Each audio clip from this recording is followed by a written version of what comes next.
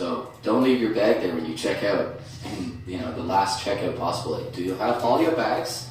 Because it will matter to ruin your bags. Talking about overhead costs. Like every single year they gotta rebuild the entire hotel. Yeah, they hire all the staff. Yeah. Oh, well, Jimmy, he was in the laundry room when the hotel melted.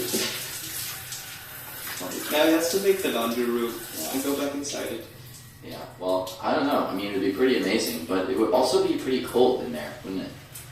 Yeah. They're all just like wearing like fur mink coats the whole time. Probably. You have to be pretty opulent to stay in the ice hotel, anyways. I'd only stay for a few hours, have a few drinks, and then go to the Marriott with beds and like actual walls. We will just go there for the novelty, take a few Instagram photos, and go to the Marriott Courtside Inn. Mm-hmm. Yeah, it's a very good hotel, very reasonable. Just insta a few shots and then move on. Yeah. All that fact again is, there's a hotel in Sweden built entirely of ice, and it is rebuilt every year. That's it for today's episode of Did You Know? We'll see you again tomorrow. Hello and welcome to Did You Know? This is Sebastian. And this is Peter. And Peter, I heard you have a big fact for all the folks listening at home today. In Japanese, the name Japan, or Nihon, or Nippon, means land of the rising sun. And it was once believed that Japan was the first country to see the sun rise in the east in the morning. Huh. That's pretty cool. Pretty cool. And this is also its flag, right? If that sun doing its thing. Yeah, sun makes all our delicious vegetables grow, and we can make tempura. Like, what's the name after that? Without the sun, you will not have tempura. Without the sun, you will not have edamame. I bet it, I was talking to some people, they went to Mount Fuji. Yeah. They could, watch the sun rise, above the clouds. That's pretty cool. Yeah, I want that experience. Fuji sunrise. That would be good for guidebooks. It's just they don't need to say places to go. It's do you want to see the sun above the clouds? Okay. Yeah. I think we should have gone there and written a poem, and then everyone would have gone. Yeah. Grief on Mount Fuji. Yeah, grief. Or a terrible tragedy in the most beautiful place possible. Fuji. Oh, that contrast. The bell tolls on Mount Fuji. The bell tolls on Mount Fuji. Sushi and death on Mount Fuji. Too much sake and I drank bottles and bottles of sake, contemplating how meaningless my existence was. But this place, it was beautiful though. I did see the sun rise above the clouds as I drank my last bottle of sake. I had gangrene, you see. I had cut off my own leg, but for this beautiful place, it was surely worth it. Mount Fuji. My wife is gone. My fourth divorce stings. My fourth divorce. It had nothing to do with this delicious sake. Consume it now. Ernest, come on, man. Your fourth wife. Man, you need to go back to America and start rebuilding your relationships. Yeah. Get out of Mount Fuji. Loves those mountaintops. Well, the fact again is, in Japanese, the name Japan, or Nihon, or Nippon, means land of the rising sun. It was once believed that Japan was the first country to see the sun rise in the east in the morning. That's it for today's episode of Did You Know? We'll see you again tomorrow. Hello and welcome to Did You Know? Your daily fun fact show. This is Sebastian. This is Peter. And Peter, I heard you have a really big fact for all the folks listening at home today. Yeah, I do. Nice. Halloween is the second grossing commercial holiday after Christmas. Imagine if it gets to the point where it competes with Christmas and people are just going ham on Halloween, giving away tablets and flat screen TVs. Well, yeah, Christmas is all the gifts. I mean, Halloween is all the disposable Halloween costumes. And candy. Yeah, there's so much leftover candy from Halloween. Well, what if you're giving away, that episode of Simpsons with that super gummy bear called Venus de Milo? What if we give away Venus de Milos during Halloween, just the most expensivest candy? Well, yeah, you could do some sort of hybrid Christmas Halloween. That would be a blockbuster holiday. Oh, wow. That would be a blockbuster Halloween. You dress up in your Halloween costumes and sing Christmas carols. Oh my gosh. It's kind of what they did. And celebrated in July. I was teaching in Taiwan, in Christmas. Some of my students wore Halloween costumes. Really? I don't think they really got it. They didn't get it, but still cute and fun. Yeah. It's awesome. Why not? All that fact again is, Halloween is the second highest grossing commercial holiday after Christmas. That's it for today's episode of Did You Know? We'll see you again tomorrow. Hello and welcome to Did You Know? This is Sebastian. This is Peter. And Peter, I heard you got a great fact for all the folks listening at home today.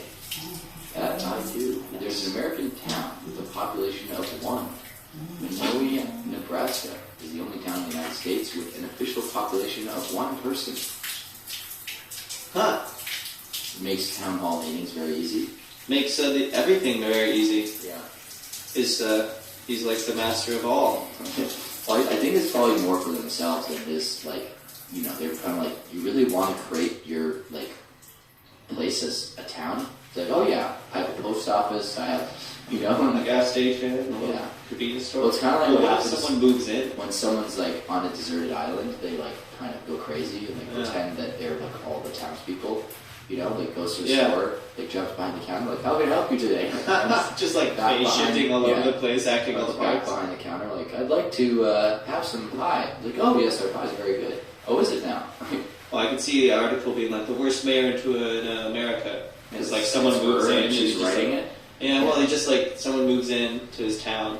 Oh, yeah, that would just, be, like, that would be bad, yeah. And he's just, like, a really bad mayor. You have to because, share like, the town with somebody else. Yeah, dude. He's just, like, not attentive. The convenience stores in stock all the time. Yeah. Like, screw it. Oh, that's hectic, yeah. Well, that bad. There's an American town with a population of 1. That's it for today's episode of Did You Know? We'll see you again tomorrow. Hello and welcome to Did You Know? Your daily fun fact show. This is Sebastian. And this is Peter. And Peter, here's a great fact for all the folks listening at home today. The first American film to show a toilet being flushed on screen was Alfred Hitchcock's Psycho. Breaking boundaries, that filmmaker. Psycho! Well, I guess, you know, they were very, tepid and reserved about what could be shown on TV. I mean, in the 50s, they didn't even show people sleeping in the same bedroom. You mean the violent bathroom murder? Yeah. That's okay, but the toilet flush. Oh, you can't do no. toilet. That's so Alfred. Oh, Cut it. Cut it. Cut it out. No, I'll sabotage this whole project. My artistic integrity tells me to keep this toilet flushing in the movie. Yeah. Well, I mean, hey, groundbreaking filmmaking, guys. Yeah. Well, that fact again is, the first American film to show a toilet being flushed on screen was Alfred Hitchcock's. That's it for today's episode of Did You Know? We'll see you again. Hello and welcome to Did You Know? So Peter, I heard you have a great fact for all the folks listening at home today. That I do. Some ancient Greeks would not eat beans because they believed that they contained the souls of the dead. Beans, like green beans? Just like dried beans? Dried beans? Like, oh, well they do make you gaseous, so maybe that's right. what they thought. It's the souls of the dead. Yeah, they're like, don't eat that. That's Alexios. He's like, Alexios, it will give you gas. Don't you know what that is? That's how our ancestors communicated. That's a threat, but yeah. I'm sure, like, you know, they had their reasons. Beans are, you know, not for everybody. Full of fiber. Apparently not for the ancient Greeks. Full of fiber, though. That's true. I'm trying to think, like, were they maybe, like, real scarce back then? Or beans were different? I know some beans can kill you. Maybe that's what they thought. Yeah. It's like evil beans. They would take you. The last thing Alexios ate before he died was a bean. It's like, oh no. Okay, Like no beans more got beans. a bad rap back then. Probably like some sort of emperor or someone in authority was like, ate beans and died and was like, no beans. Yep. No beans for anyone. Ruined beans. Yeah, no more chilies. Imagine those Olympics if they had the posting contest of beans. Yeah. They would have been medals back Way then. more champions. Greco-Roman wrestling would have been crazy. Yeah. Well, that's actually it. Some ancient Greeks would not eat beans because they believed that they contained the souls of the dead.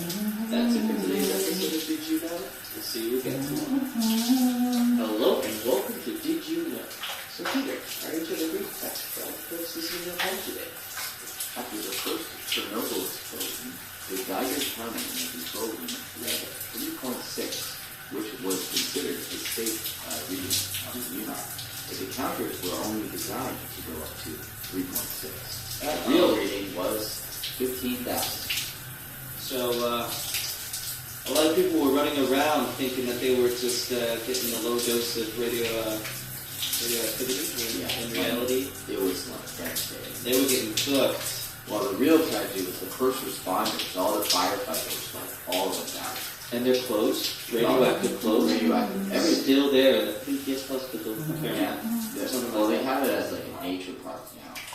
You pay $250 to go to Chernobyl Nature Park and see a three-eyed deer. Just go to Maui. Yeah, You don't want to go to Chernobyl, man. I don't know. Family vacated Chernobyl. We're we're real history buffs, eh? We like nuclear history, so we're gonna do our family trip to Chernobyl this year. Got a great package at the local. Got a great deal from Stanitsia Travel Services. Yeah, I wouldn't recommend it, folks. I'd stay far away from Chernobyl. Go to Maui. Come on. Go to Maui. If you can't get to Maui, go to Florida. Yeah. Well, that fact again is, after the first Chernobyl explosion, the Geiger counter in the control room read 3.6. But the counter was only designed to go up to 3.6. The real reading was 15,000. That's it for today's episode of Did You Know? We'll see you again tomorrow. Hello and welcome to Did You Know? Your daily fun fact show. This is Sebastian. This is Peter. And Peter, here you have a great fact for all the folks listening at home today. Oh, for this cold November day, I do. The loneliest creature on earth is a whale who's been calling out for a mate for over 2 decades, but whose high-pitched voice is so different to other whales that they never respond. It was like, what? They're like, is that a barracuda? What the hell is that? Looks like one of us, but sounds like a barracuda. Well, he probably never gets close enough to actually discover other whales. It's just like, Well, because it's all like the frequency of the whale song, so I think she's just got like a different one. That's it's like a whale speaking. Yeah, so she sounds like Alvin the Chipmunks, but like a whale version. When you take a little helium.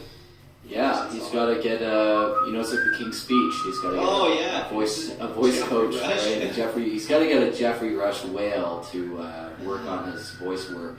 Yeah. And then he'll be purring like a And then he won't be the loneliest whale anymore. He'll be a much desired whale. With a nice bassy whale song. There you go. Whale song. Well, they travel all across the ocean looking for mates, so gotta